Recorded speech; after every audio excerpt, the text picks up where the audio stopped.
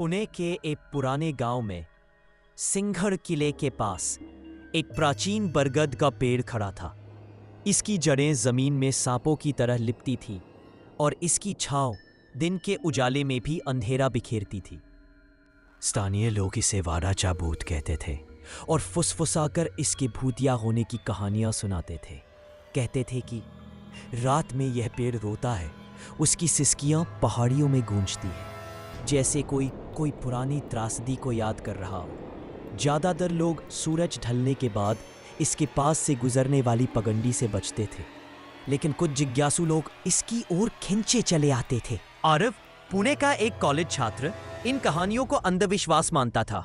वह अपनी media studies के प्रोजेक्ट के लिए स्थानीय किंवदंतियों पर एक डॉक्यूमेंट्री बना रहा था और उसने रोते बरगद को अपनी फिल्म के लिए चुना ताकि वह इन कहानियों को झूठा साबित कर सके।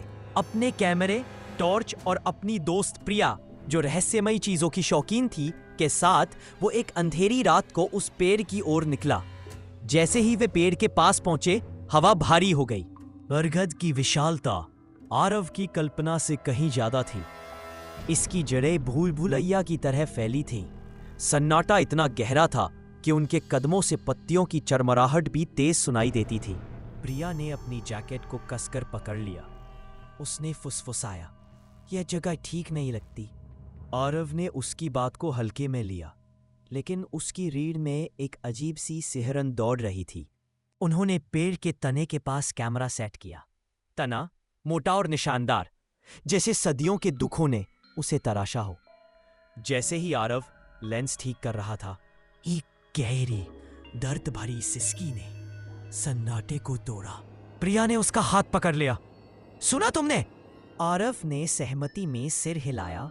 उसका संदेह डगमगा रहा था।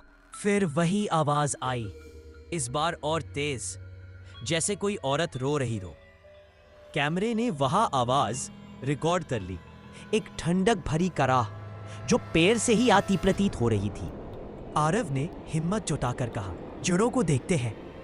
वे जटिल जड़ों के बीच से गुजरे। उनकी टॉर्च की रोशनी से विचित्र परछाइयां बन रही थी।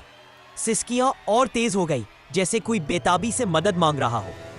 जड़ों के बीच एक गहरे गड्ढे में हवा नम और ठंडी थी और मिट्टी की गंध तीव्र।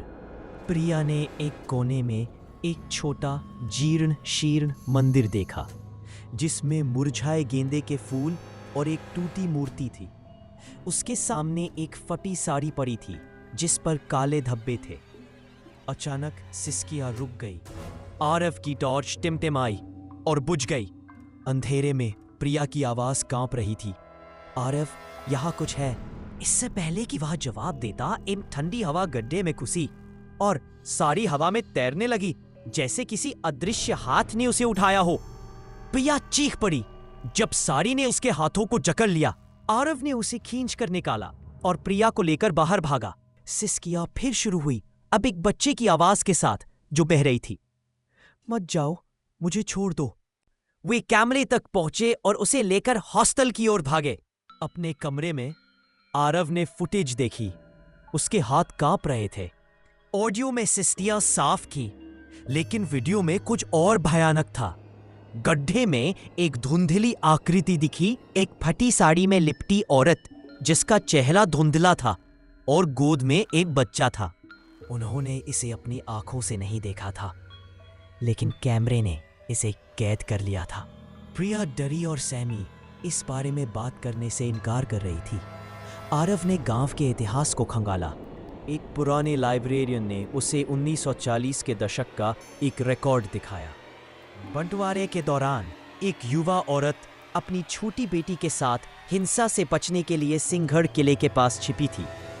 वे बरगद के नीचे छिपी थी, लेकिन एक भीड़ ने उन्हें ढूंढ लिया। उसका शव वहीं छोड़ दिया गया और बच्ची को ले जाया गया, जिसका फिर कोई पता नहीं चला।